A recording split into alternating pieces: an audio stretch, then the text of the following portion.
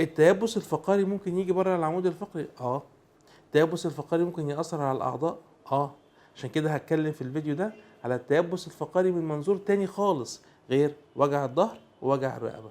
النهاردة هتكلم على تأثير التيبس الفقري على أعضاء الجسم المختلفة.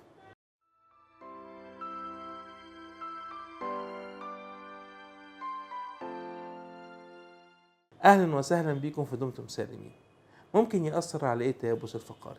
أول حاجة العين، يعمل التهاب قزحي. يعني إيه التهاب قزحي؟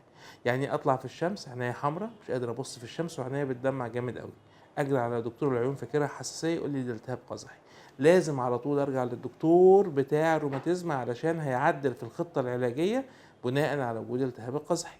نمرة 2، ممكن جدا يحصل التهاب مناعي في القولون، يا اما كرونز يا اما السيرتيف كولايتس يا اما حاجه بنسميها حتى نون سبيسيفيك، يعني حاجه غير محدده المصدر او غير محدده الاسم.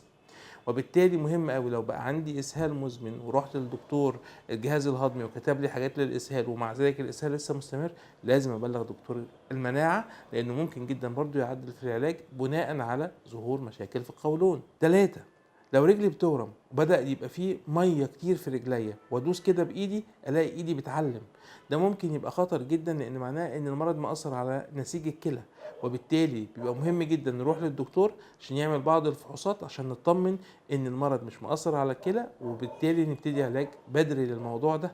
نمرة 4، وده برضو ناس كتيرة قوي ما تعرفوش، ان ممكن جدا يحصل ان عظم الصدر نفسه يحصل فيه مشاكل نتيجة ان المفاصل بتقفل، وبالتالي المريض يحس بألم ويحس كأنه لابس قميص جبس. ده مهم جدا لو الاعراض زادت وبدا يبقى فيه انهجان نبلغ الدكتور عشان يطمن ان المشكله موجوده في المفاصل وليست موجوده في الرئه ولا في القلب. اخر حاجه، لو بدا يبقى فيه اعراض تنميل في الرجلين وبدا يبقى فيه شويه مشكله في التحكم في البول والبراز، لازم تبلغ الدكتور فورا، لا يكون بدا يبقى فيه ضغط على الاعصاب المركزيه اللي بتدي الرجلين، وبالتالي ساعتها بنتدخل تدخلات سريعه وبنعمل بعض الاشعاعات.